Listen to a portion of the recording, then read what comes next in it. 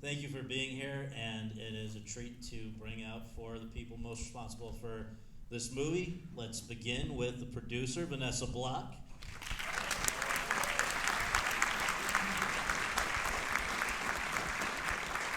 The writer-director, Michael Sarnoski.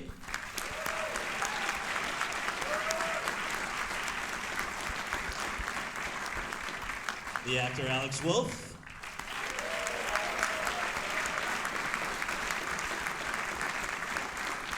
And the Academy Award-winning actor and producer of this film, Nicolas Cage.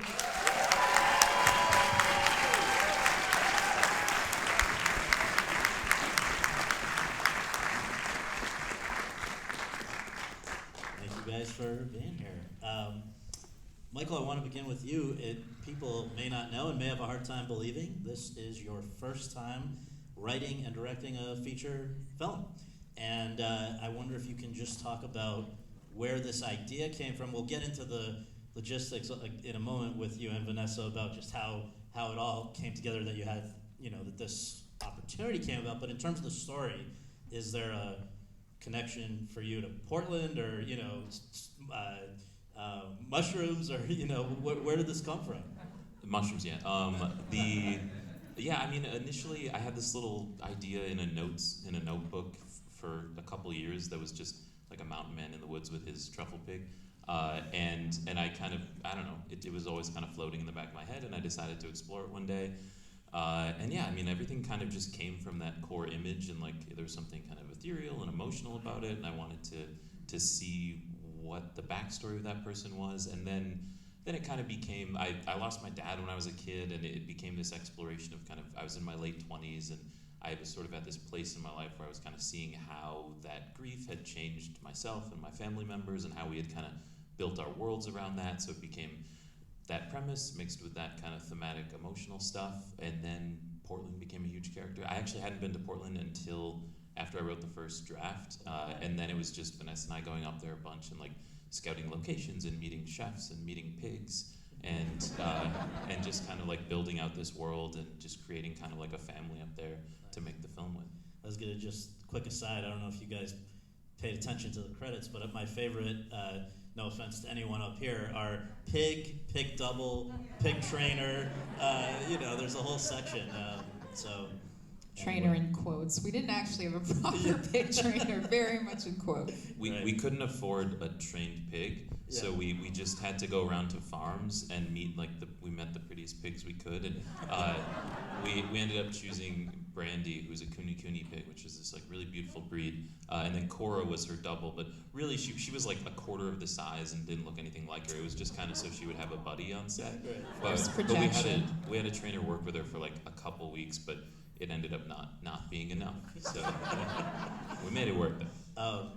And just one more thing before I go to Vanessa, can you just share, since we talk about, this was done on very much on a budget. What was the budget and shooting length of this film? I don't know. Are we allowed to say what the budget of the film? I don't know. 450 million. It was under a certain. It was well under 5, and we were on a 20-day shoot. So we were with, as you saw, many locations, because I think one of the things that Michael and I had spoken about from the very beginning is that we wanted this to feel almost like a fable of sorts. It has this kind of mythic, ethereal, kind of hyper-realistic quality to it. So we wanted to give the sense of journeying through these realms, and each realm kind of has its own gatekeeper, if you will. So that required a lot of diversity of locations, which Portland as a place provides, both scenically and in terms of the restaurant scene. We were moving quickly with not many resources. And so let's talk about how you came to produce the debut of Michael. I mean, in fact, you guys, I don't know if it started at Yale, but I know you guys both came out of Yale, and there was a short in the past. How do you guys know each other? Michael and I met at Yale, not until our last year. So Michael was studying art and film, and I was studying chemistry. So we were on like completely different sides of the campus, did not have any overlapping classes. So it wasn't until our last year that I started getting more involved in film, which had always been a love of mine. I wrote screenplays as a side hobby when I probably should have been studying for final exams for like organic chemistry. But it was my creative outlet, and I had heard about this small film that was being made on campus and wanted to be a part of it. And so we met through the making of that little movie and had just a wonderful creative energy between us, and then kind of went our separate ways. Michael came out to LA to pursue film. I came out to get my master's in global medicine because I was pursuing the medical field, and it all kind of collided with the making of this short documentary that Michael edited and produced, and I directed and shot in the Congo, which was about sexual violence against women there. It was the largest rape trial in the history of the country. So it was something that we collaborated on and just felt that our skill sets were additive, incredibly complementary. There was a magic to what we did together, and that kind of solidified the partnership. And from there, developed a series of ideas, and Pig was the first film to take off. So that's how it all happened. That's great. So, Nicolas Cage, let me ask you, when I'm sure that just about every,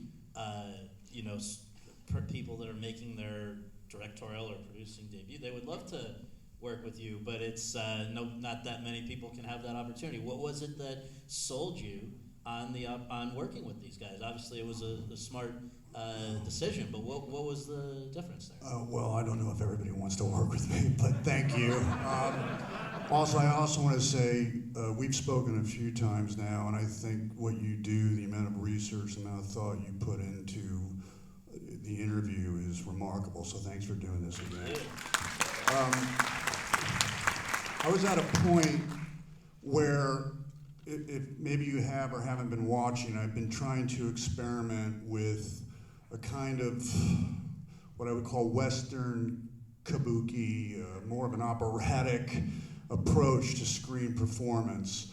Movies like Prisoners of the Ghostland, Face Off, Vampire's Kiss. I was always trying to find some way of breaking form with that which is naturalism, because my aunt, Talia Shire, when I was a child, said, naturalism is a style, Nikki, and that really landed with me. And so I thought, well, what can you do in one art form that you can't do in another? I was a big believer in art synchronicity. So, like, if Warhol could do these big collages of Presley, why couldn't I do Presley and Wild at Heart?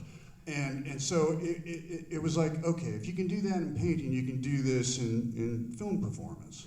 But I'd done that, and I'd done it a lot, and I kind of felt like I'd broken form and did what I needed to do in terms of experimentation. But I wanted to get back to a more quiet, nuanced style of film performance. Because I remember as a child, my father had shown me Picasso, and I was looking at these pictures and go, Dad, why does he paint like that? What is that? But he's got two eyes on the same side of the face. I mean, can he paint like what a person really looks like? He goes, yeah, of course he can. I said, well, why did he do that? He said, well, he broke free. So to me, I was always impressed by that, and I wanted to return to remind myself and hopefully remind you that I can also paint real people. They don't always have to be crazy.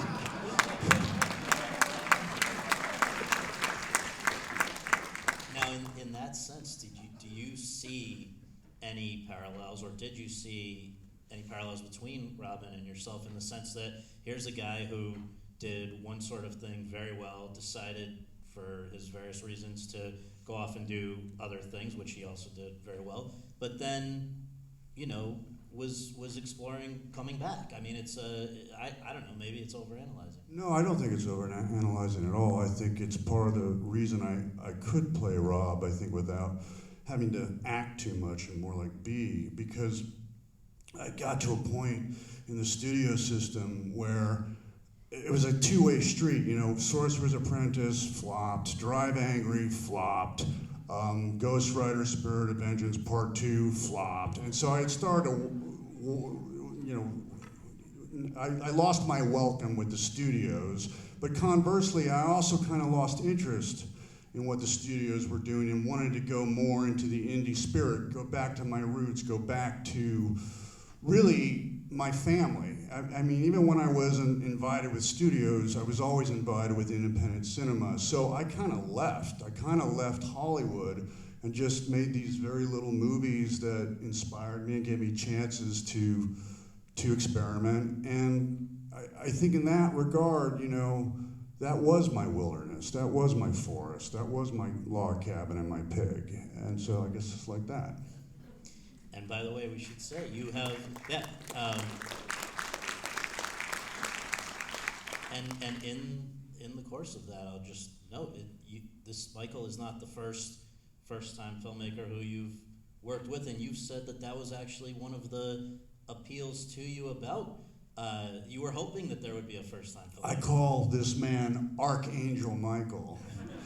And I call him Archangel Michael because the thing that, even, you know, if I didn't get the call from Jerry Bruckheimer to do National Treasure 3, it didn't bother me because I never lost faith.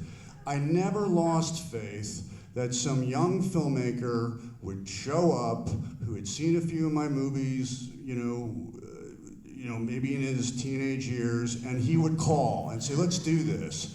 And he did, and he showed up. So thank you, Archangel Michael.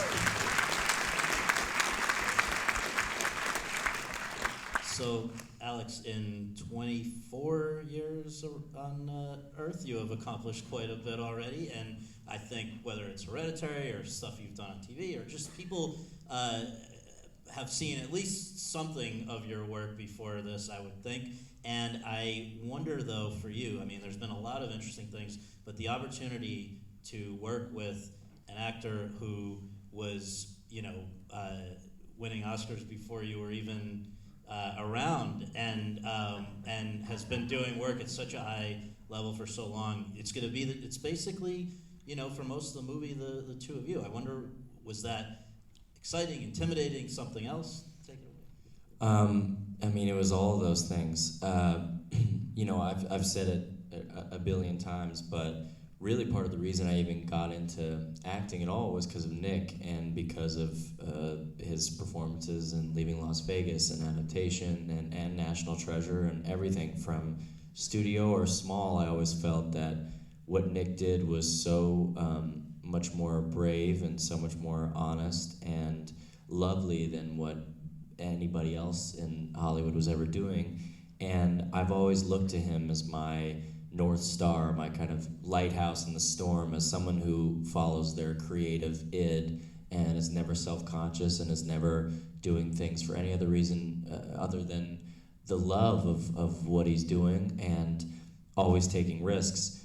It always makes me a little bit emotional or a little bit choked up because when Nick and I found each other on this movie, I was going through a time where I was just having a very hard time personally, and Nick really was my lighthouse in the storm and really guided me out of a hard time. And I think in this film, it's two people who really need each other, and that's how I felt in life, is that I really needed this person. So I think my intimidation was pretty quickly eradicated because of Nick, because Nick saw, whether he consciously knew it or not, that I needed him, and I needed him as not just a father figure or something of sorts, but as I needed an artist's hand to guide me into my next phase of my life, and I just feel it's not just lucky that I got to work with him. It was crucial and necessary, and I don't really know where I'd be right now in my life if I hadn't worked with him.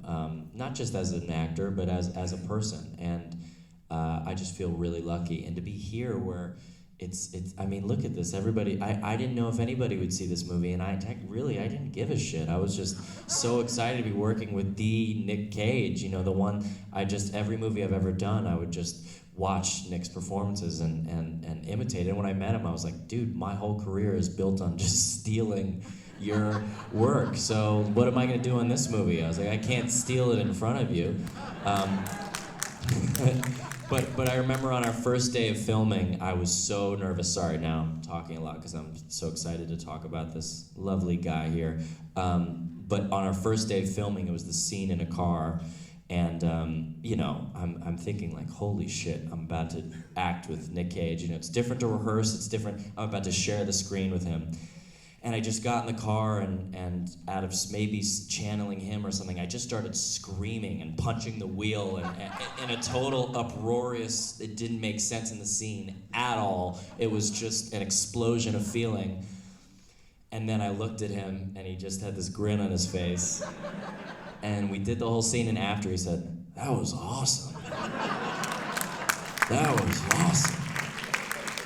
Well, I said, "Fuck it, let's something do like- it." And then you did different versions that were much more quiet. And I said, "No, man, go back to that. Yeah, man, do that." He's like, "I'm being quiet for this whole movie. Come on, I need to live vicariously." But he's very, as you can tell, we have a great friendship, and he's very kind in his words. But the reality is, I see myself as a student.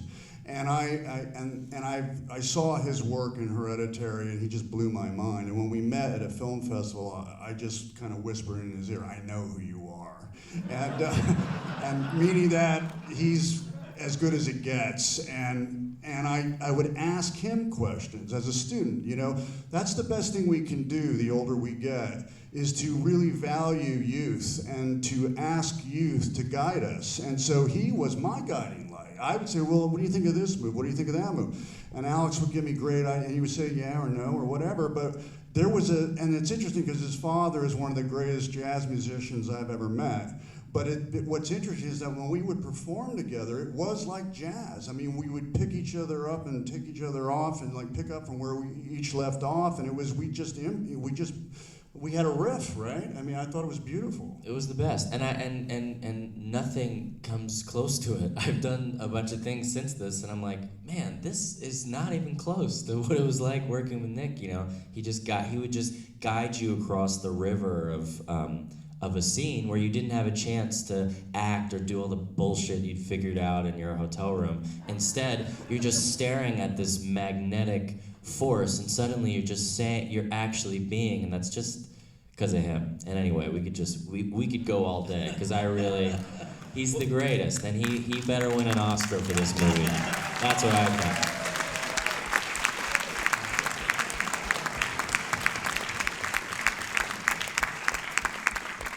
Well, only because jazz just came up, I've got to share a David Lynch quote about Nicolas Cage.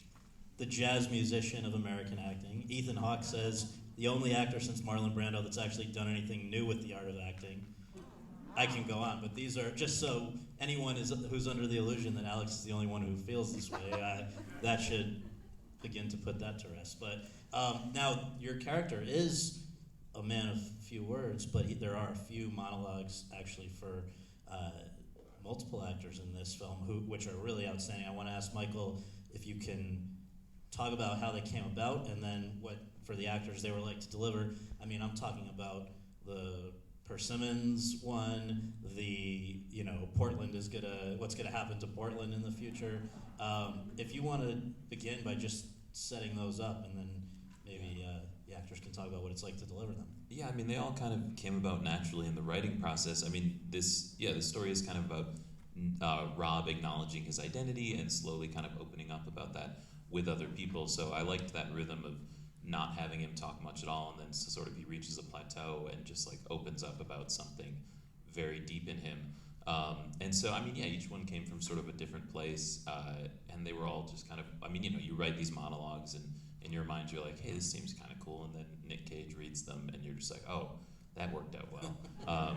So I was really spoiled in that way. I mean, they could have not worked, and yeah, they were just wonderful to see. I remember one of my favorite. I mean, I loved all of them. The Persimmon one was the first day that we shot, and that was scary because the first scene we shot was the one with this little 5-year-old kid who did a great job, but it's kind of hard to direct a 5-year-old kid, and I was really nervous, but then I could kind of sit back and listen to Nick give this Persimmon monologue and be like, oh, I think it's gonna be okay. That was the thing. We were working with all local talent, with the exception, really, of these two and Adam Arkin, who plays Amir's father. And so just to be able to have this kind of like bedrock of stability in these three men, Adam isn't here, obviously, every day showing up on set knowing that they were going to deliver and kill it was hugely important, especially on such a short schedule. Yeah, I mean, pretty much you were pretty much 1 or 2 takes on almost everything we did. And we could not have shot it in 20 days if it weren't for that. And then also showing up on set and seeing, I mean, like you guys just said, these two had such an amazing energy, and the script really relied on Rob and Amir having this dynamic, and that could have totally fallen flat, but the two of them just had this like beautiful, organic, there's like a mentorship going on, there was a learning from each other, little edges of competition, like there was just so much happening there in real life, and they just had this beautiful relationship, and it just came across on screen really But well. what both of you gave to us, it was all on the page. I mean, it was there. You that was the blueprint, that was the map. It just worked because of what they wrote. And also, it's very rare that you have a first-time director who lets things breathe. And I remember one of the first few days, he just did one shot on us and said, I think we got the scene. And I remember being really alarmed. I was like, I don't know, close-up might be necessary. And he was like, no, I think we got it. And I was like, oh, this guy really has a vision. I don't know, that's been very rare in my And he's confident. That's the Super other thing confident. that's really important.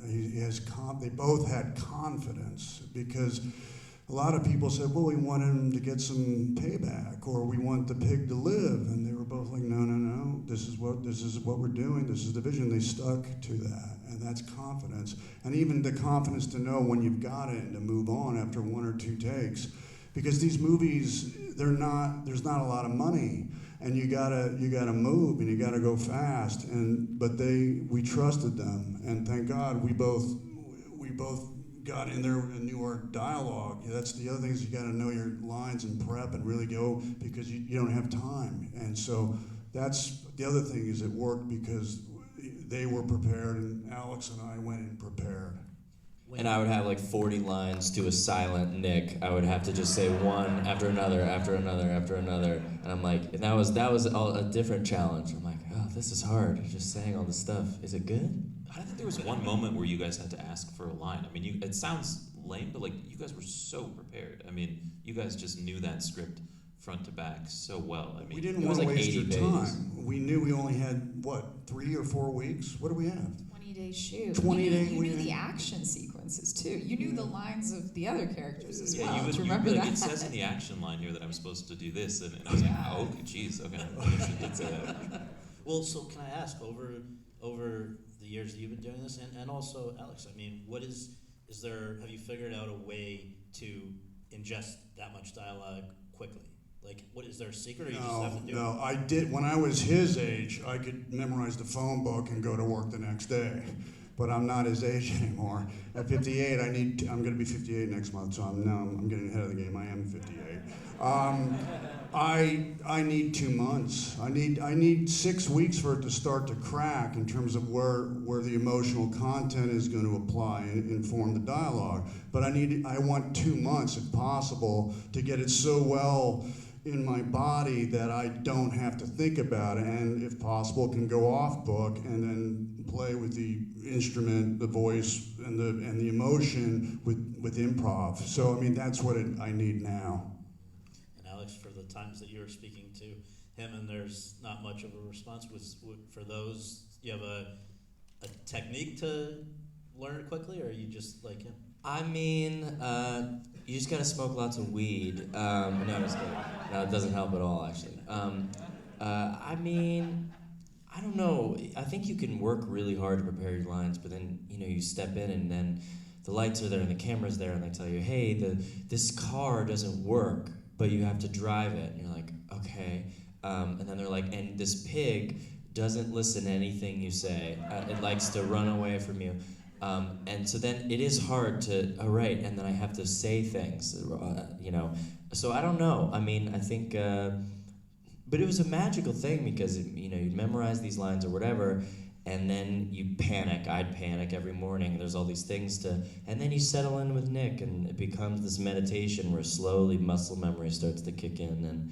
But I'd say there's so many hard things about acting, and I wouldn't say memorizing lines is up there for me. I'd say every other element of it is impossible, and the fact that you can be good in one scene for me is a huge miracle so far, because it is very weird. It's a very weird job for me so far.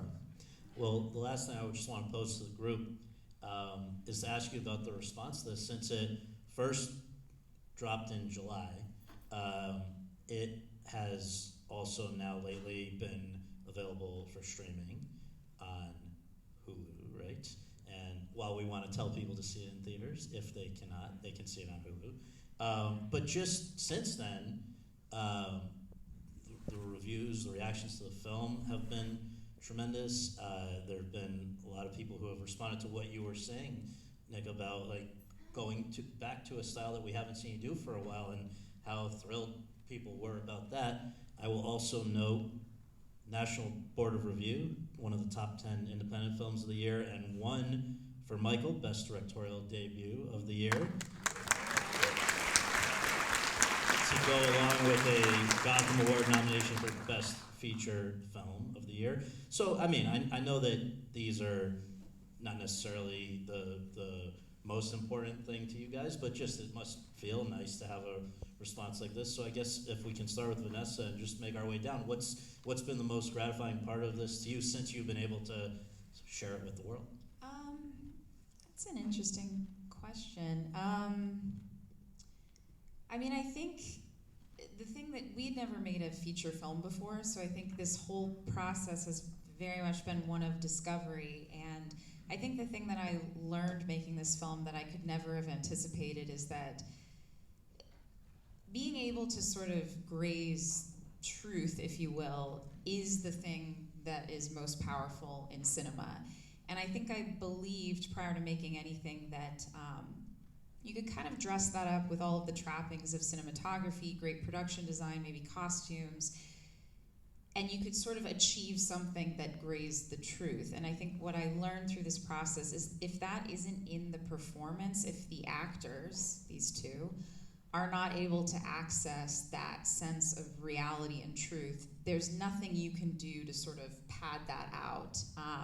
And I think that the success of the film is very much a testament to their ability to tap into that truth.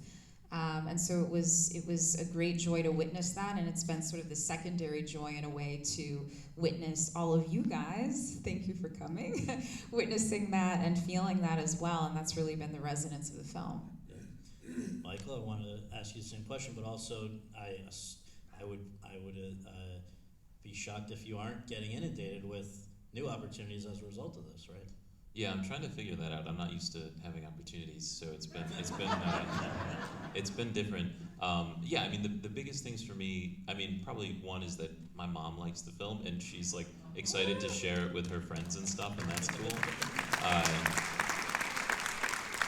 I think I mean, you know, the most meaningful, it sounds kind of hokey, but like the most meaningful things are interactions with people where they message me and say like, you know, I lost my grandma during COVID, and like this film made me feel a little less alone. Like that sort of stuff is always really moving. And then like professionally speaking, yeah, it's been really cool to see just like a range of people respond to it. I mean, actors love it because, I mean, you guys did such an incredible job acting.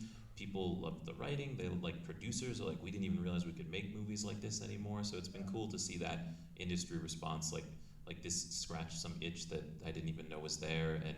But I mean, my life in general is still just like me in my one-bedroom apartment taking Zoom calls. So it's not like, it hasn't like physically changed all that much, but it's been cool. I hear you.